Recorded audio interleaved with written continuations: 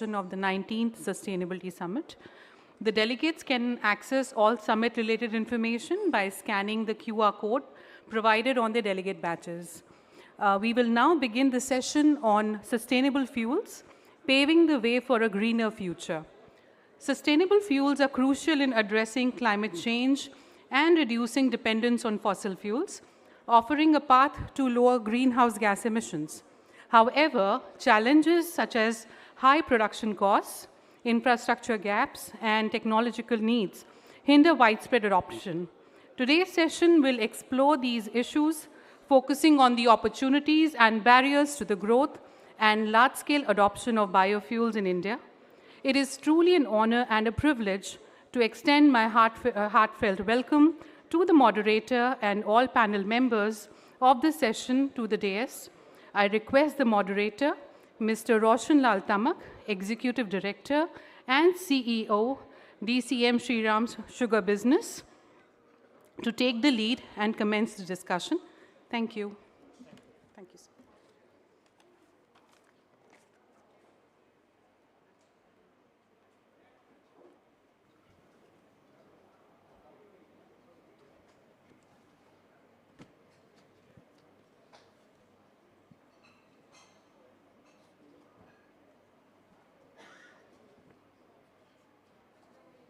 I request all the panelists to please come and join us on the dais. Thank you so much.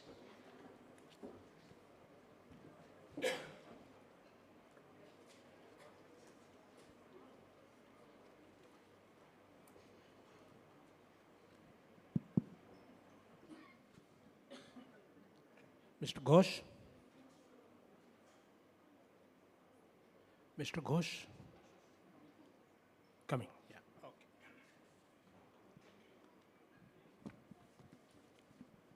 Good afternoon, ladies and gentlemen.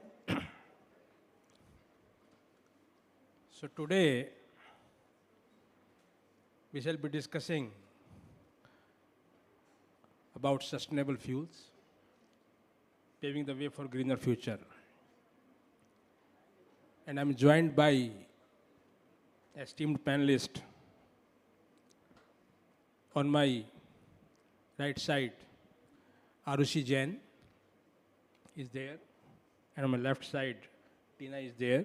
I shall give their detailed introduction in a short while. Let the third panelist also come.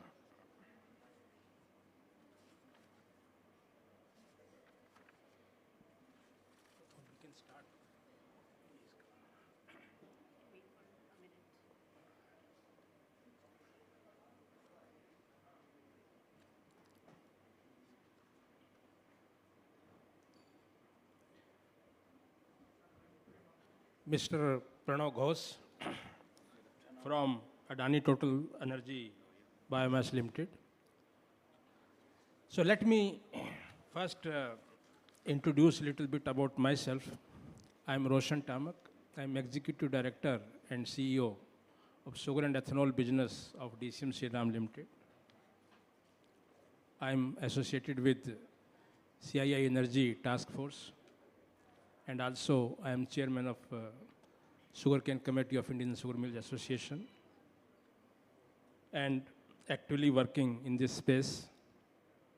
At DCM Shriram also we have significant ethanol capacity, and we are also putting up CBG plant besides sugar production. Now coming to my the panelist of this panel. So let me introduce first Tina. Tina is a solid, is having a solid track record of delivering growth and business development. She has been associated with Novozymes for long. She has worked in many geographies globally, and she is part of executive management since 2016 of Novozymes, and she holds a master degree in biochemistry from the Technical University of Denmark. Welcome, Tina. Please give a round of applause to everyone. Mr. Pranav Ghosh, he is alumni of IIT Kharagpur and IIT Mumbai. And he has a solid experience of EHS. He has contributed significantly in this space, and he has worked in many big corporates across the globe, like BP, Mahanagar Gas, Asian Paint, and in Saudi Aramco also. He has handled EHS, which is very, very critical operation as far as refineries are concerned, as we all know.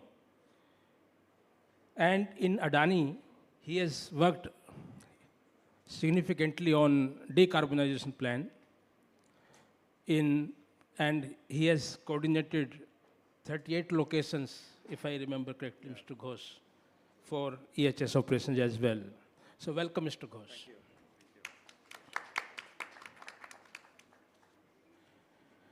Arushi Jain, she has done MS in marketing from City University of New York, USA. Interestingly, you will be delighted to know that she has also done baking technology, course in baking technology. Baking technology from American Institute of Baking. Yeah. She has been actively associated with the operations and management of Gulshan Polyol. As we all know that Gulshan Polyol is a leading player in this space. And she is one of the pioneers in putting up large capacities based on grain to ethanol. She manages business policies, strategic decisions, business development, and day-to-day affairs of starch derivatives. And she has also experience in market research and baking industry, and she has hosted culinary series on CNBC as well. So great experience and solid contribution to this space. Welcome, Arushi. Thank you.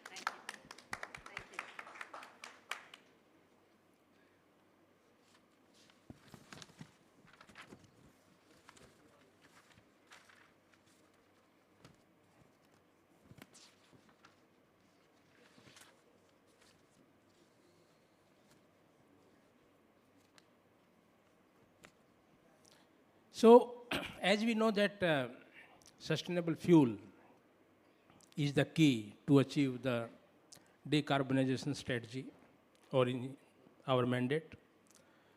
At national level also, we have committed in COP26, and in line with that strategy and broad objective, strategies have been developed in all sectors. Sustainable fuel is not only helping in decarbonization, but also supporting agriculture also in a big way, which is the need of the hour, particularly for a country like India. There are many interesting developments in the sector. Like ethanol, on daily you can see any news item, you can have news items in all major dailies on ethanol. Very significant progress, tremendous progress. If we compare the progress of Brazil, we have surpassed that pace in India. Broadly, if I just share the data with you, about 10 years back, we had only 1.5% blending, and today we have about 15% blending of ethanol. This quick development and very fast development rather has been effectuated by entrepreneurs, of course with the strong support of government, policy support of the government, and of course the technology providers. And this is one program that India can boast of in such a short span, such a significant development. Really tremendous, tremendous achievement. And now, in addition to that, the program, though it is still in a niche stage, the Satat program of Government of India, CBG, is the future. And I'm quite hopeful that CBG will also go ethanol way. There are certain policy issues which we shall like to hear from our panelists, that what needs to be done to accelerate pace in this space. But I'm quite confident, given the resilience we have shown in ethanol, we can also demonstrate the same resilience and same pace in CBG as well. So under Satat scheme, there are so many initiatives, so many policy initiatives taken by Government of India and other state governments. So that is another interesting space. Now, again, a very niche sustainable aviation fuel. Government has already declared its intent very clearly that 1% blending of SAF with jet fuel by 2027 and 2% by 2028. This is a very bold and courageous statement by Government of India. And given the growth in aviation sector, this area looks very, very promising. And here the role of technology providers will play a vital role in accelerating the growth in this sector. And all these initiatives in this particular segment will certainly lead to overall development, not only decarbonization. As I mentioned earlier, agriculture growth, job generation, employment generation, and industrialization. So all these initiatives will certainly help in all these areas as well. Today's panel discussion will dwell into all these topics, and we shall be discussing very, very specifically that what are the challenges and what are the recommendations or way forward, so that we can get a very clear take home from the panel discussion that what needs to be done in these areas to accelerate the growth. Thank you for joining us today, but now we shall be just starting the discussion. And first of all, ROC from, yeah.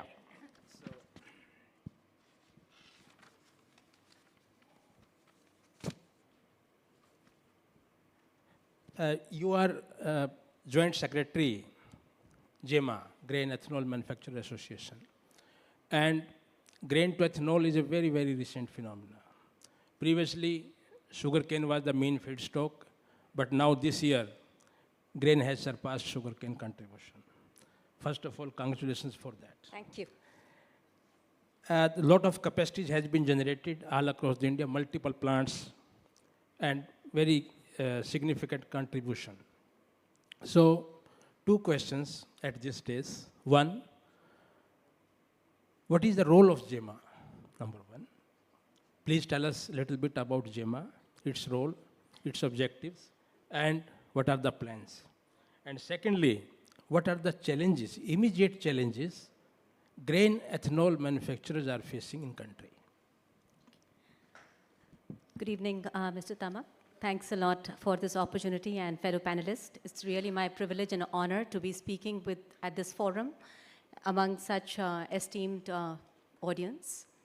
And it's really my privilege to represent the Grain Ethanol Manufacturer Association in capacity of Joint Secretary. So to introduce JEMA, it's a one-year-old young organization, and already we are 100 members. So this association represents and mediates the issues or concerns facing the manufacturers, and bridges the gap between the government and the oil marketing companies to resolve any issues. Everybody has been very cooperative, the OMCs, the mediating government agencies, and JEMA, we all work along. So it's a three-way, multi-way communication so that we all are able to make one voice, because the agenda is common for all. So the OMCs is one single buyer for many more than 100 manufacturing units. So ethanol is a common platform, whether it comes from sugarcane or it comes from grain. We all have similar issues, but primarily JEMA represents grain issues. So the challenges that the grain ethanol manufacturers are facing. So often we are compared with the sugarcane, and I have just received a congratulations for surpassing the sugarcane supplies of ethanol. So our main challenge would be, the first sugar mill was set up in 1925, and the first grain ethanol plant was set up merely 3 years ago. So we've grown overnight. The grain ethanol industry has grown overnight. So we are going through that cycle which any industry goes through overnight expansion. So very fortunately, we've had the demand for ethanol, but we are facing limitations in supplies, the supplies of feedstock. So free availability of grain is not so extensively available. The program of ethanol blending petroleum program is primarily for the farmers. It's for developing the rural India. So the grain ethanol industry has gone and set up plants in rural India. So it's a social development first we've done, and the primary beneficiary of the program are the farmers. They are receiving more than MSP for their produce. They're encouraged to do farming. We are able to hold the younger generation of farmers in their traditional businesses. So, which makes us very proud. And, but we have the challenge of higher pricing due to limited availability. The other challenge is the oversupply of DDGS. So suddenly the animal feed DDGS is dried distillers grain solids. So this has come in oversupply. So while there is a unlimited market to absorb ethanol, but it is not the same for the co-products, which is DDGS primarily right now. And while we are producing a great animal nutrition, but our industry, our local industry, is not ready to absorb all of it because we don't have that kind of education. The animal husbandry is yet a developing industry. And farmers don't understand that high nutrition diet would help their cattle breed better. So that is a challenge. So in these two struggles where our feedstock pricing is very high and our co-product realization is very, very low, so the industry naturally faces a problem of viability. So that is the key problem that the industry is facing due to these two reasons. So, so these are the three challenges that we are facing, if I've been able to answer your question. Yeah. Yes, Arushi. One supplementary question at this stage in continuity, because in US, grain to ethanol is a mature industry. Yes. As Brazil has achieved in case of sugarcane to ethanol, same way grain to ethanol is the same story in US. Yes. What can we learn from US industry in this regard? US industry is a very mature industry, and maize, corn, is their primary agro produce. So amazing part is that how they use the maize, in multiple ways. Yeah, ethanol is one of their major products. And the ethanol program in US is also supported by the government in form of subsidies, encouragements, incentives, because conversion of grain to fuel, and it's an industrial grain, so it's not food. Grain does not mean food. It means fuel. It can be industrial grain. So maize has been a major achievement of the EBPP. So introducing maize or corn as the industrial crop, which it is globally, has been the major contribution of US, and which is also what we have followed and learned, and many co-products thereof which come. And efficiencies, large scale of operations, they will come in time. They're a very, very developed, matured economy. So, and there's a lot of learning, which we are still to take. Right. Yeah, thank you very much. But I think in the times to come, we should emulate the best practices of US grain to ethanol sector. 100%. And we need to adopt the same in our sector as well. I will come to you the third question subsequently. Sure. Thank you very much. Now over to you, Tina. Novozymes is a global leader in catalyst and many other technologies. And in India, as you have just heard, that adoption of biofuel has been very, very strong in India. There is a clear and strong intent of the government to promote this sector. And I am clearly seeing that going forward, there will be more aggressiveness in this sector from government side, given the circumstantial pressure. So what role is Novo Nordisk playing through its biosolutions offering? That is the first question. Yeah, so thank you so much. So Novo Nordisk is a biotech company. And what we focus on is biotechnology solutions, which are used in a wide range of industries.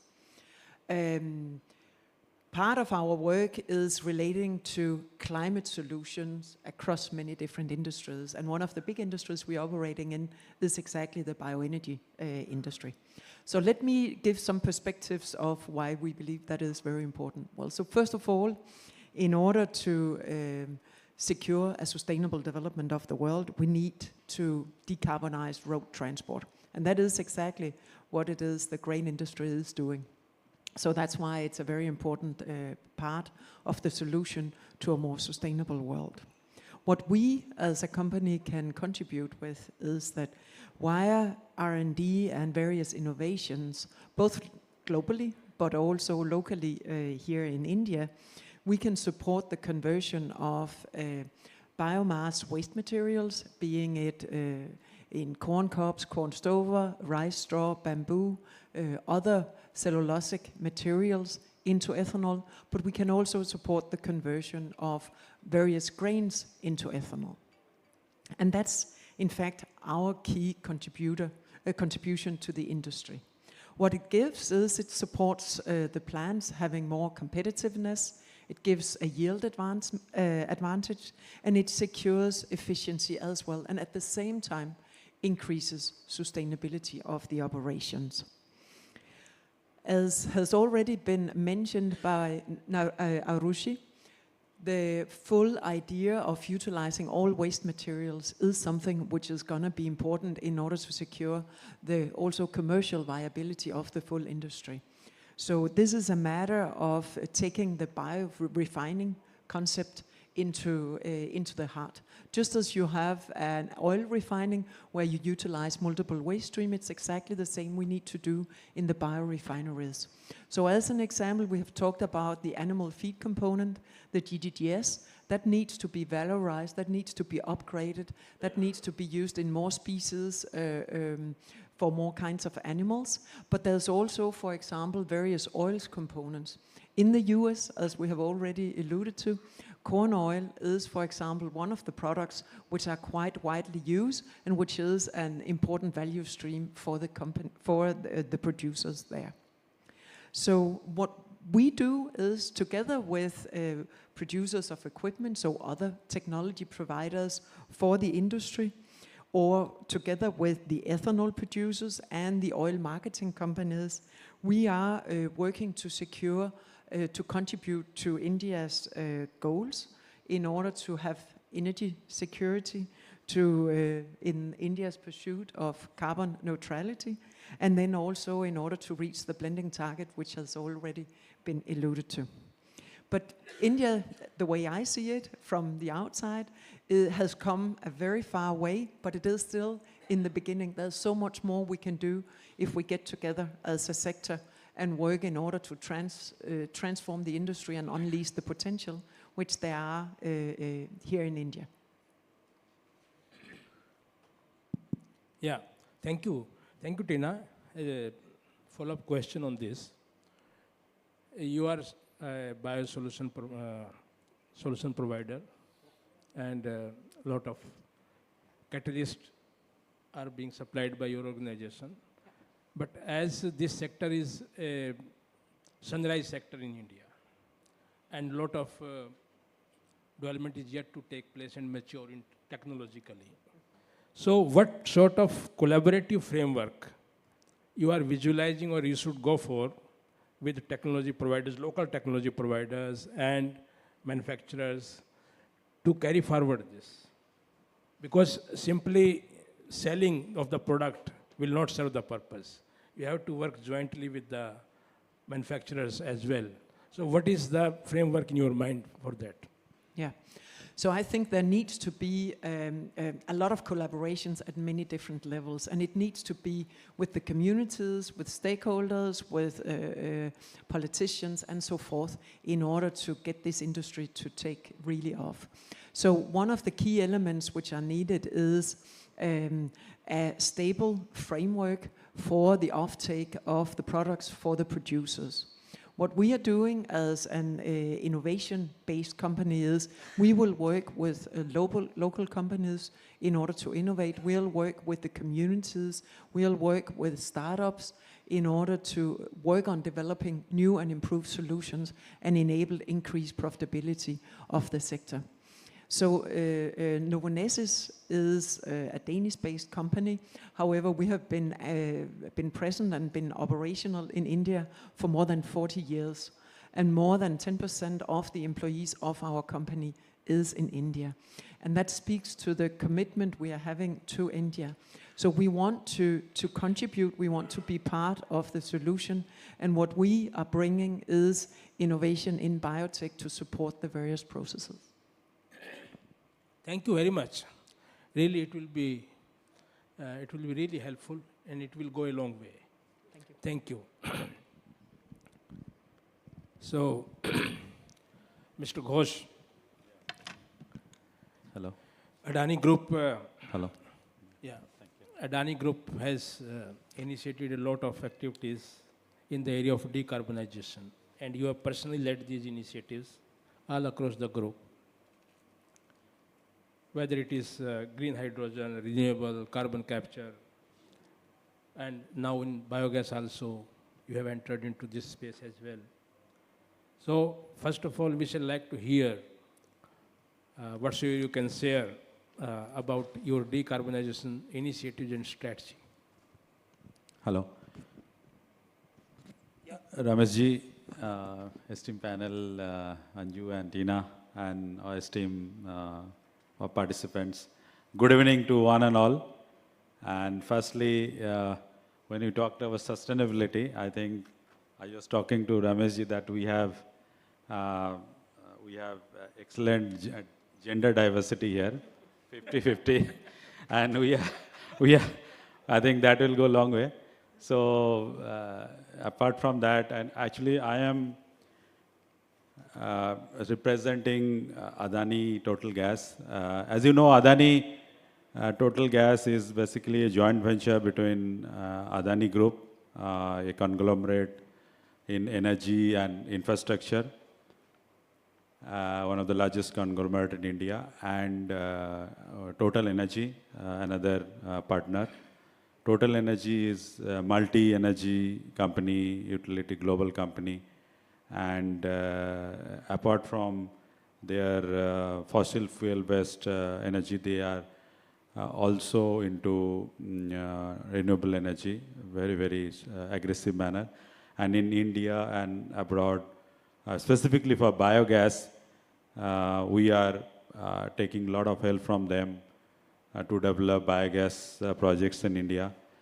Total Energy in Europe, they have more than 17 plants, biogas running plants, and they are producing more than 250 tons per day of biogas. And they are running almost 18 megawatt of power plant in Poland, around 20 of such biogas plants. So there are a lot of successful model, biogas model working in Europe and Germany. So with that footprint, with that in mind, Adani Total Gas, as you know, is one of the largest city gas distribution, private I'm talking about, private city gas distribution, having a network around 52 geographical area, along with our joint venture partner of IOGPL. And we are covering around 114 districts in India and covering more than 18% of the population, touching 18% of the population to supply the natural gas, right? So natural gas is not a green fuel, I would say. Natural gas is basically a transition fuel for the decarbonization, right?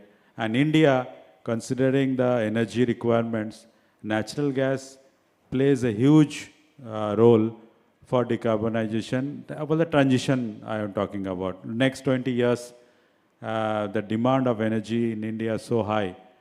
As you know, the energy import, I think that is one of the very big blow in our foreign exchequer is import of oil and gas, which is around $100 billion a year, around touching that, and which is growing exponentially. I think the growth of energy is going to be triple by 2050, the estimate of International Energy Agency.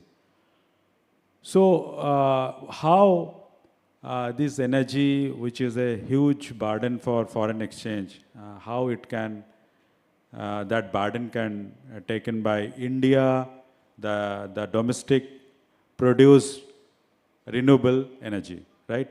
So with that, I think Adani is foray in energy, as you know, but at the same time, Adani is big way pushing renewable energy. Adani has apart from thermal, they have this renewable energy. I think more than today, 25 gigawatt is installed solar and wind, and which is going to grow rapidly. The plan is by 2030, they will touch around 100 gigawatt of renewable. So I think all the energy, renewable energy has its own space. Now I'm talking about solar, we are talking about hydrogen, we're talking about wind, we are talking about carbon capture, we are talking about other energies like EVs, pump energy storage. So there is lots of avenue now, and now natural gas, I say biogas specifically, has its own space. So biogas has a huge advantage, I would say, comparative to other low carbon or renewable energies. Firstly, the cost. It has a huge cost advantage. If you see hydrogen today, it's costing around $8 a kg, $6 to $8, whereas natural gas you can get, even a half a dollar, $1 per kg. So that is one great advantage for CBG, for the CBG to flow to grow. Now, if we see the CBG, if I see the both sides, supply and demand. Now, demand, because of, as I said, natural gas has a huge demand. So next 20, 25 years is going to grow like anything because of this import, and the natural gas is being used, mainly the industries and power and other sector. But CGD accounts around 20% of the natural gas, right? And in CGD, the unique feature is that you have the pipeline, whole country. The gas network is touching to be 45,000 kilometer, and the country, the Honorable Prime Minister has a vision of one grid, one nation. So entire country would be, connected to the natural gas. So now, with that advantage of CGD, the natural gas, the CBG can be very, very useful to inject in the grid. So as the natural gas growing and you mandate to use CBG, so the demand for CBG is automatically coming up, right? So demand side for CBG is huge. Now you're talking about CGD itself, they are using around 12 billion meter cube, in a year, and around 30% of its, transport sector. The whole part of the gas which is using in transport sector, the CBG can be used. So there is a demand, and the same side, there are potential for supply for CVG. Now, CVG, you're talking about waste.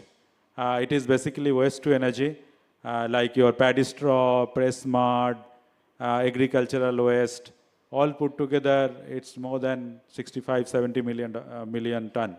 So there is huge supply also. So the CBG has a unique, its place to have supply and demand. So I see it's a sunrise sector. It will grow tremendously, and there is a lot of opportunity for CBG to grow and take a lot of load on import of energy bill of India. Now coming back, you want to say? Coming back to the challenges, of course, it is not so easy. I mean, the CBG, the way the other countries like Europe, I've seen in Europe, they are talking about, in Germany itself, 9,000 biogas plants are operating. And they are operating more than their design efficiency. I mean, but in India, we are struggling at this moment with the technicalities, with the operation. Only hardly 80 to 90 plants are running, but they are not running with their full potential. They are running maybe 50%, 30, 40, 40%, 60% level. So that is the big challenge of, I would say, the construction, the operation, and the technology. Where in Europe, they are the colder country. Because of the climate, we are at the better place for the heat. We need less heat. So, in fact, our plants should run better than Europe, right? So there is a gap in terms of our understanding, the technology adoption, and I would say the capex cost cutting. I mean, we think that we can use low cost everywhere. No, I think here we have to follow the design, because it is the biogas is produced by the microbes, and microbes, I mean, it's very difficult to control, right? I mean, so here comes the role of yes. So we are together. So there is a huge opportunity to upgrade or to get a good biogas plant, because I'll talk about it more. So this is one of the big challenge today, to not having a potential. There are issues with supply side. As I said, there are huge supply potential, but the availability of that is a challenge because of the price. The feedstock which is being used, there is a lot of competition in that also, like other So our panelists. So actually, I wanted to come over here. Yeah. You have highlighted very clearly that there are a lot of challenges, and about only 70, 80 plants have come up in spite of so much support from central government and provincial governments. So this space has not picked up the way it should have been picked up. So what are the key 2-3 challenges on supply side? Demand side is clear, there is no issue. There's no issue. But what are the issues? And if you can be a little specific, that what are those key challenges? So the supply side, the main issue is that the price. Today, to make the biogas plant feasible, if your raw material cost is gone up, like today, the paddy straw, which used to come, 5 years, 6 years ago, used to come free. Now today, its competition is so much, or there is some perception that price will go up. So the farmers are, they are demanding a huge cost of it. So it is going up to 3,000. I know our one of the biogas plant, they are struggling to get the feedstock at the price. And also, it's a seasonal, right? You have to get the entire feedstock in 40 to 50 days. Because of that, there's a challenge of aggregation of the feedstock of this paddy straw and other thing. So to get that and store it properly, because if you have a moisture, then your efficiency of the biogas plant is gone. So you have to store it properly. You have to reduce the volume by proper baling. So there requires a huge, large number of equipments, mechanized, imported equipment to do that, and a lot of assistance is required for that at the farmer level, at the supply chain. That is one of the challenges, the price and the supply properly. And the second challenge is, as I said, these technological challenges, the understanding, the design, the commitment to make the plant successful. Like everybody wants to make a biogas plant, take the subsidies and whatever is available, but making it successful is an issue, right? Understood. So, And understanding also, I think India, I think like Europe, this is established, but when it's coming from Europe, the technology, because of this cost, we are not able to adopt it, right? so do you have any two concrete suggestions or your concrete asks from the government that what should be done to support this sector? Yeah, I think there are many. I would say not one. If you talk, if you say the Satat scheme, everybody knows. I think it was a huge,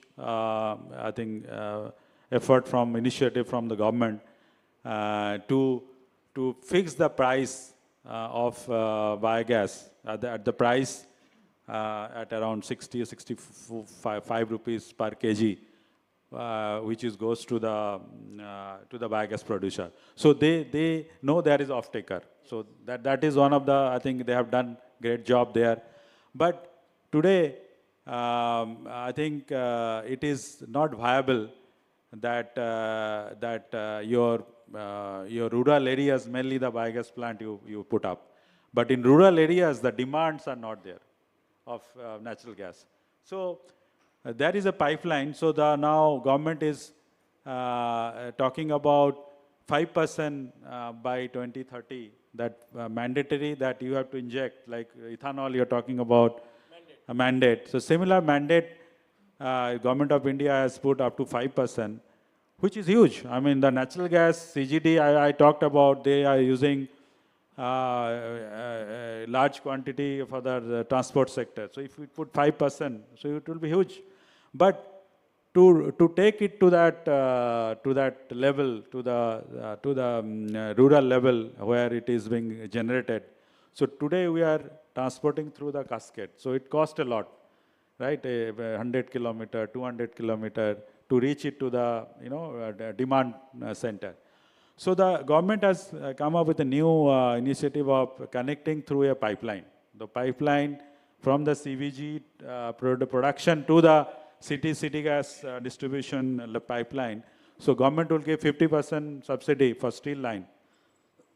So that is a great step, but still it is a very costly. I mean, the producer cannot afford to put that pipeline. So that is one of the challenges that government can give more focus to take that production to the user point. Connectivity, the industry needs to be supported. Yeah, supported. So otherwise, so pricing is one, connectivity is second. Second, and third is that in biogas. I mean, people talk about biogas. The biogas is just 10 to 15%, 10% I would say maximum from the feed. Yeah. The major part is your slurry, your manure, biomanure, right? Which is 80%, right? It adds a lot of water. So disposing that, using that is a big challenge today. Yes. Now, the fertilizer which you get, urea of which you get at 230, 330, I don't know today what is the price. But to produce it, you take 1,500 rupees. So there is a huge subsidy fertilizer you got, to sell their product. But same subsidy, I think same push to sell this biomanure is not there. Today, they are struggling, biogas producers are struggling. I think there are MDA, minimum, I think they have done it, market development assistance they are giving, 1.5 rupees. but it is not certain. People are not getting. It's taking huge time. And also, this assistant is, we don't know when it is going to be end. So we need at least long-term, 10 years assurance that this assistant is going to be there so that the producer can sell this manure, that subsidy they get. And also, this manure, fertilizer industry to be mandated. I think they are not mandated. They are fully focusing on selling their chemical fertilizer, which they are getting huge subsidy. So for them, this is not a priority. Understood. So this is another big area. Basically, three areas you have Yeah. highlighted. One is the price of gas, and second, of course, is the cost of connectivity to grid, and third is organic manure that needs to be sold quickly, and Yeah. for that mandate should be given. Broadly, three. Broadly. And there are many other things which So- can be done, of course, yeah. Yeah. Yeah. So, thank you very much for the. And other area I like to focus on, I think, which is coming up. We are talking about only waste from agri waste or waste, which is conventional. But now municipal solid waste, as you know, I personally was working with different municipalities. Today, I think we are generating more than 65 ton. So That please is finish it off quickly because Yeah, we this- are running time. Yeah, I can take it later on if the time permits. No, about that. just now you can cover it. So this that- municipal solid waste, there are 40 to 50% is organic. Now today, most of the municipal bodies are either composting it or it's burning it for power generation, or it's just polluting the land. So there we have huge potential for biogas generation. Couple of plants are India in working, one in Indore, one in Goa, with municipal solid waste segregated, the bio fraction, and they are doing fantastic work. And that biogas we are using for the transport sector in Indore. So there is a huge opportunity for biogas, and there is a lot of challenges. I can talk and on what are the challenges, but there's another huge area which government can support through variable funding, variable gap funding, VGF, to support that sector. Because today, when I was talking to the municipalities, they are asking that you take our waste, but you produce the gas and you give us a loyalty. I mean, which is a big burden for the company, right? Right. But earlier they were, using their resource to managing that waste for treatment. Oh. So if the variable gap funding given to the developer, so there would be a huge potential for converting that waste to a useful energy. So the Thank you. summary is that in this sector there are lot of challenges which need to be addressed, and that's why it is not picking up.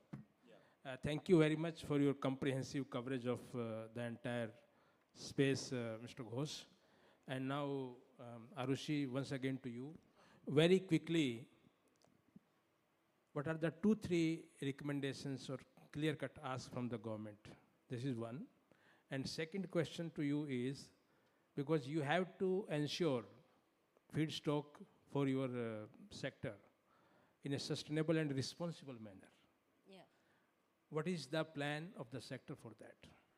I'll speak about the plan for the sector. So I first spoke about the challenges. I'll start resolving them. So the first challenge being, I'll address it like this. The first challenge being market for DDGS. So the association and the fellow associations are all working in the direction of educating the farmers ultimately. So I'd please like you to note how much I talk about the rural development throughout my conversation, because really the EBPP is about developing rural India. So I'd really like you and anybody who's in the media to support and voice for it. I personally go meet the farmers. My team is going meeting the farmers. We are educating them about how a high nutrition or high protein diet can help in increasing milk production and how their cattle can breed better. So that, of course, for us, we are trying to create a market for DDGS and various species. So, and at the same time, the rural development is happening because we are interacting, educating them, showing videos on our mobile phones. So that's one way to handle one of our challenge. The second challenge is about feedstock availability. Again, it's the same people. We work with the farmers again, you know, to increase sowing of maize. GIMA did a very successful campaign through a Makka Ugao campaign, maize cultivation, to promote maize cultivation. The members of the association successfully went to the farmers and did a tremendous amount of free seed distribution. We all held workshops. I also held workshops. So we are working with the farmers to develop the farming at the rural, at the grassroots level, so that we have the industrial crop which comes up. You know, so that's one of the ways we are handling the situation. The third way but these are all long-term solutions. Educating the farmers to consume DDGS, to educate the farmers to cultivate maize, and the better varieties of maize. There are still, there are farms around my factory, those farmers, which have no clue what is maize, because they have been, traditionally sowing cotton, pulses, and so on. So maize is really a new economy crop for us. For India, so it's typically been a murgi dana, it's been a poultry feed. So I always start my lectures with makka murgi dana nahi raha, ab ban gaya hai petrol. So this is how I always start. So so that's our way. But these are all long-term strategies. In immediate relief, so I'll answer you. What is the government? Yes, of course, we need viable costing. The government has to realize that there is a gap between the feedstock pricing and what we are getting for ethanol. So there is a gap in viable costing. And about 40,000 crore rupees has been invested overnight. People like me, lots of us, we are all the same. We are all right out there developing our country and taking financial risks, working it out, and the viability is not there. We require viable costing. Another solution would be that FCI is housing a lot of surplus rice. So we have been requesting the government to release some of the surplus stocks of FCI rice to the industry, so that there is some liquidity in the grain availability. Now, so there is some liquidity in the grain availability at fixed price, because when the government is going to release it, it's going to be at a fixed price, and some correction price balance can happen. I'd like to address a problem to our esteemed audience, which is about this whole argument about food versus fuel. When we come up with these conversations, first we need to understand what we are speaking. So fuel versus food versus fuel. Our agroeconomy has grown at 2% rate. Why? Because all of our grain, all of our agro produce has been saved for human population, and population has grown at 2%. It's the first time that grain ethanol has been introduced to give this boost to this agro produce. Bhai, kitna khayenge hum? Ultimately, an industrial outlet is required. So this food versus fuel conversation has to come to an end. There is so much paddy stock which is getting wasted, because who's purchasing it? Who's converting it? The stocks are full, the godowns are full. So we have to realize that ultimately the grain, the agro produce needs to be converted into starch. It's ultimately starch. So Gulshan Polyols, as we've been conventionally a starch derivatives company. We don't just make ethanol, we make many, many products out of starch. From rice, from grain, from maize, and that's the only way to grow. So, right. So these are the solutions we're looking for. Yeah. Thank you, Arushi. And finally, to you, Tina. Very recently, there has been a policy announcement from Government of India. It's about bio-E3 policy. So, a lot of more initiatives, and a lot of such initiatives will be there under this scheme. So basically, we want to know from you, what is your evaluation of these developments and how it is going to impact the whole space in the times to come? Yeah, so I think it's a very, very, very, very important piece of policy which the Indian government has made. And I think it is important in all three aspects of all three E's. So it's important in order to drive the low carbon economy, to decarbonize transport and other sectors as well, so secure that India reach its climate targets. But it is just as important for the economy and for the employment. So I think all three elements are going to be an important element. And I have to say, when I look across, I run a global business. When I look at what other policies there are and how far other geographies have come, we talked about the US before, yes, but the US do only include 10% in their gasoline mix. While, for example, Brazil is the only place which I know of where you have a higher degree of blending than you have here in India. So I think it's a very, very brave policy, and it's gonna support the sector and be very important for the decarbonization of India. I think what we will do in order to support and contribute to it is to work with all stakeholders along the value chain. It's the associations, it's policymakers, it's stakeholders, it's communities, and we will work to secure that innovation and also turning the innovation into real products, yes, which can be used by producers and by the communities. That is where we can contribute. So, yeah, that's a short answer to your question. Thank you very much. Now we shall take a few questions from the audience. And yeah, please. And please introduce yourself briefly and be a little specific about your question. Yeah, I did. Hi. So I'm audible? So, Mike, you want to ask? So he's asking, then come to this. Yeah, please. Hi, myself Sharath from Sintar Industries. So I have a scenario to discuss. So we do have a lot of assets which require when we are doing transition in fuel. So all assets are normally sent to scrap. So I just wanted to have a little insight from your side. My question is to Prabha Ghosh. Sorry. So I just wanted to know the best practices we can use in circular economy for old assets, in operational assets. Operational? Assets. For an example, like we have pressure vessels which is in a conventional method, which don't have any kind of level controls. So usually it tends to get in scraps because we are not able to get the amount of measures which is required.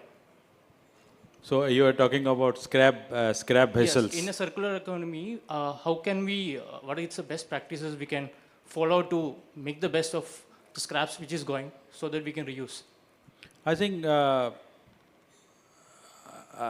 recycle, I think both metal is coming up, right? I mean, steel industries, they are working on circular economy, and there are a lot of specifically metal scrap is going back, right? I don't know much about it, who is taking and how because it is, but I can so metal scraps is I can definitely, we have a lot of friends working on steel industry. I can get back to you how they are doing and what is the modality. But it is feasible. I don't think today it is, this scrap is going to the dump yard. So this is not a landfill waste you're talking about. So there are waste, we are talking about landfill waste, and waste is recyclable, right? So I think metal is 100% recyclable. So I have no doubt about it. But I know feasibility, the cost, I have to check and get back to you. I think you have, Rameshji, any feedback on this or any comment? I think it depends upon the condition of the asset. It depends upon the condition of the asset. If it is usable, it should be used. And if it is scrappable, then it should be recycled. This is the only answer. But somebody needs to map it clearly and utilize it. But your question is very deep. and we can economize on this part. There are a lot of idle assets, there, and we are in the process of installing new assets. Thank you very much. Please, over to you, sir.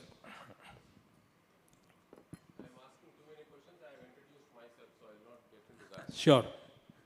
So, first of all, my compliments. It's a very deep discussion that we had, first time I'm seeing some topic being discussed very deeply. But Arushi, just one comment I want to make. You said fuel versus feed. Food. Sorry, fuel Food versus versus fuel. food. Feed for human beings, right? So fuel versus food. But please, that's a very detailed conversation and a very deep subject. You forgot to say versus climate. There are Along three with things. climate. Along with climate. So it's a three-way discussion. It's not just food and, fuel. It's much more than that. Thank you. So Thank you for balancing completing. it out is the most important thing. Excellent. Thank you So so much for highlighting we have to that. be a little careful on that topic. It's a huge topic. I'm not commenting anything. I'm just saying it's a huge topic and a deep debate is required. Because are we to eat more? Are we to produce more Homo sapiens? Let me not get into that. But it's a deep topic. No, but I'd like to clarify the point I'm trying to make here is, you see, if we want any economy, the backbone of any economy is agriculture. So the economy itself is a debate. So that's why it's Sure. a deep topic. Okay. All right, what do I say?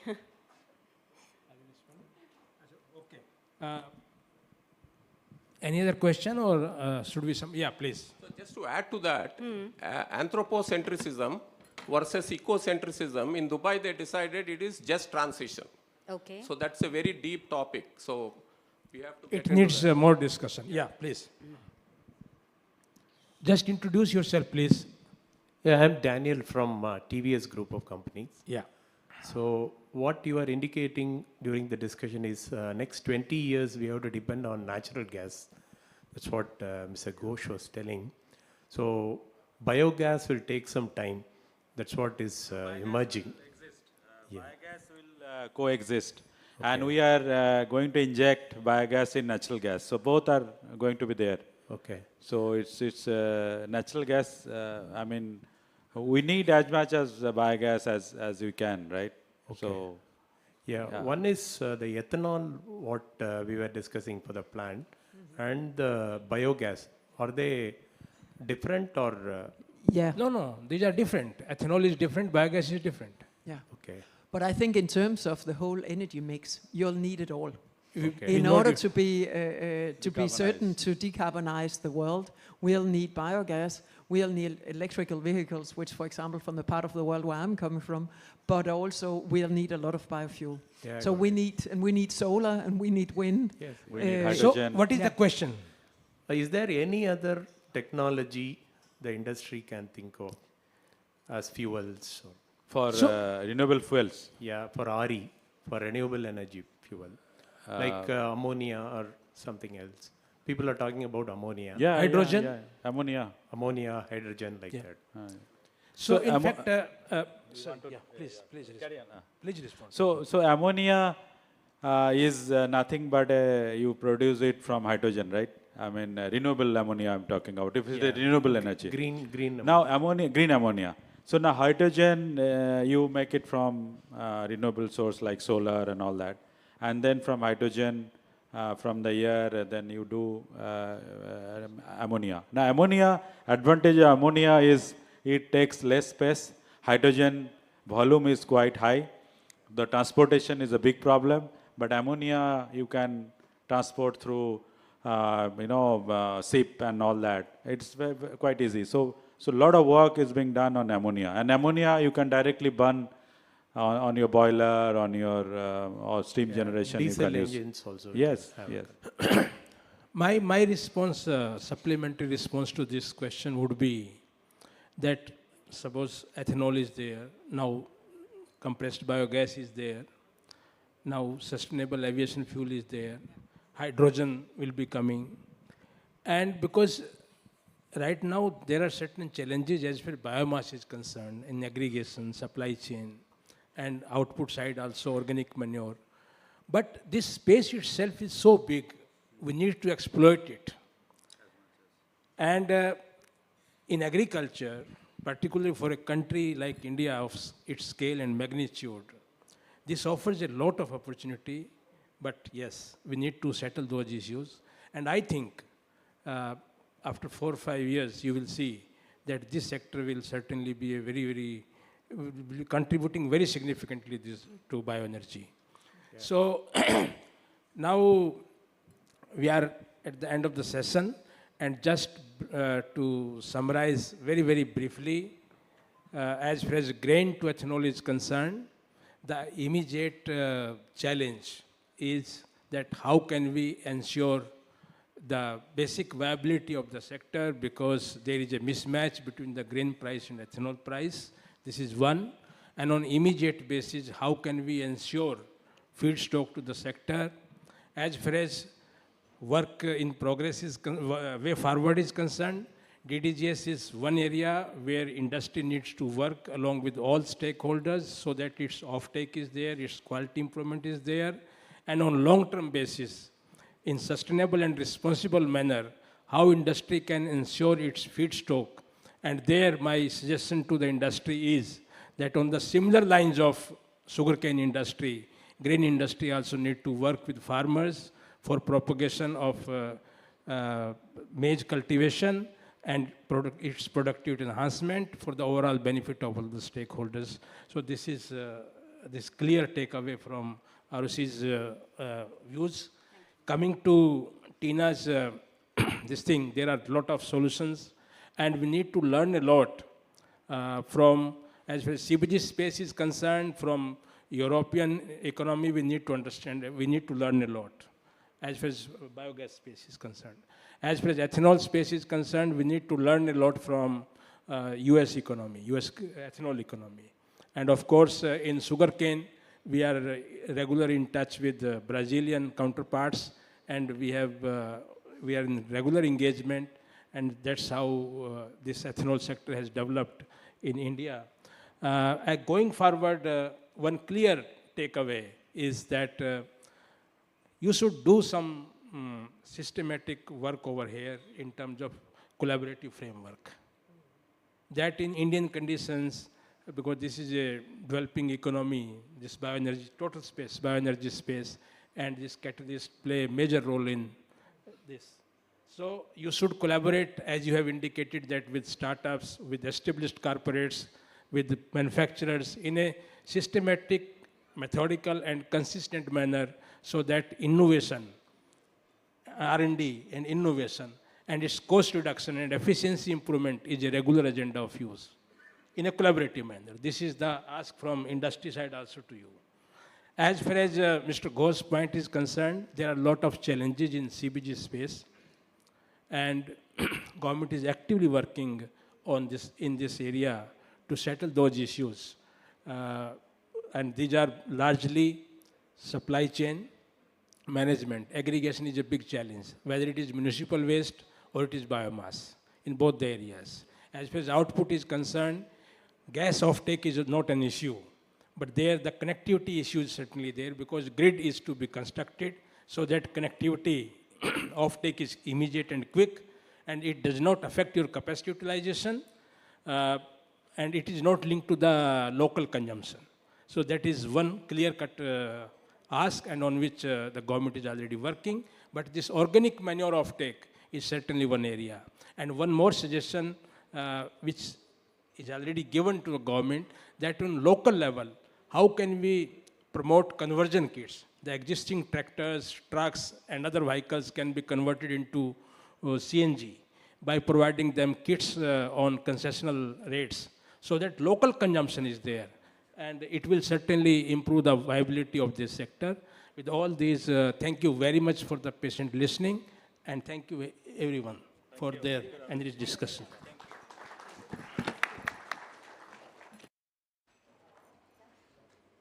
Ladies and gentlemen, with this we come to an end of this thought-provoking session. Our sincere gratitude goes out to our distinguished panel members and the moderator for making this an extremely engaging discussion. I will also request the audience to visit the exhibition stalls which are near the Inspire Hall, as and when the time permits.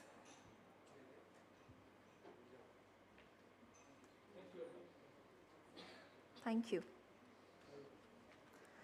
Ladies and gentlemen,